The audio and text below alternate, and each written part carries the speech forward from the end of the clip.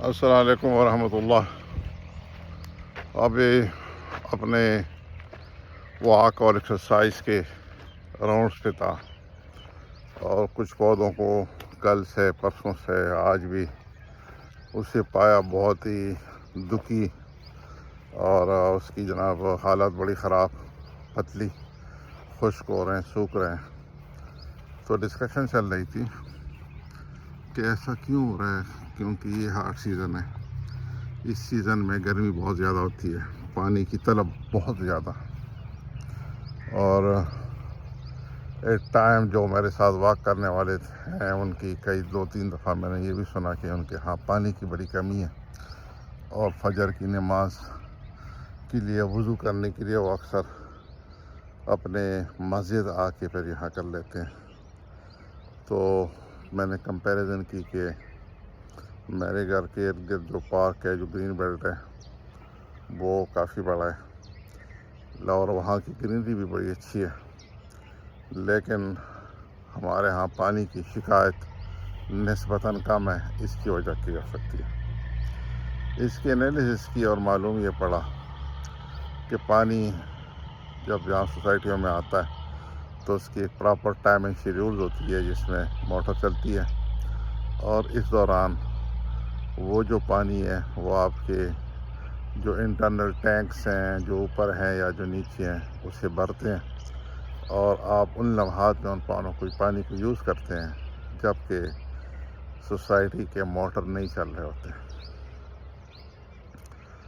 اب پتہ چلا کہ وہ جو شیڈیول ٹائمنگ ہے اس کے دوران ہم پلانٹوں کو، اپنے جو پودے ہیں جو ہماری گرین بیلٹ ہے، ان کو مسلسل پانی دیے جا رہے ہوتے ہیں، اور ہم نے اپنا جو نل ہے اسے کھولا ہوتا ہے اور پانی مسلسل چاہ رہا ہوتا ہے، اور میں دیکھ رہا ہوتا ہوں کہ کچھ دوست تو اسے جیسے نہلا رہے ہوتے ہیں ہر پودے کو، اور جو گرین بیلٹ ہے اس کو بہت پانی دے رہے ہوتے ہیں۔ اچھا، اس دوران یہ اگر یہ 2-2.5-3 گھنٹے موٹر چل رہی ہوتی ہے تو عموماً اگر ہم نوٹس کریں تو 1.5-2 گھنٹے تو وہ نل ہمارے گرین بیلٹ کو پانی نیچے دے رہا ہوتا ہے۔ اب آپ مجھے بتائیں، ایزیوم کریں کہ اس وقت کوئی بھی یونٹ لے لیں، فار ایگزامپل 10 اس کی اسپیڈ ہے، تو اگر باہر نیچے سے نل بند ہوگا تو نل آپ کے ٹینک کی طرف پانی پش کرے گا، سمپل سی بات ہے۔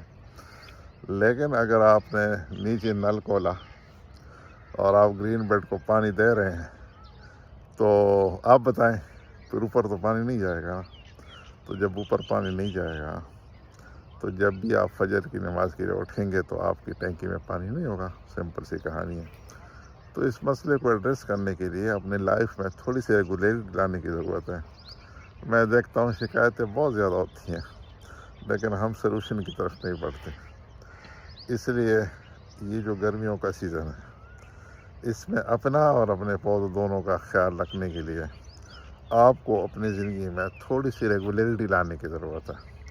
ہم سب کو اپنی زندگی میں کو ریگولرائز کرنا چاہیے، اور یقین کریں جب تک زندگی میں نظم اور ضبط نہیں ہوگا، یہ جو ڈسپلن نہیں ہوئی، وہ تو لائف نہیں ہے۔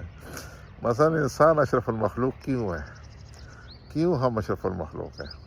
ہم اشرف المخلوق یہ ہیں کیونکہ ہمارے یہاں عقل ہے، فہم ہے، اور فیصلہ سازی کی قوت ہے، اور وہ جو عقل ہمارے پاس ہے وہ تو جانوروں کے پاس بھی ہے، لیکن ہمارے پاس اس عقل کو وزڈم میں کنورٹ کرنے کے لیے اور فیصلہ سازی کی قوت کی طرف جانے کے لیے اللہ نے ہمیں وزڈم دی ہے۔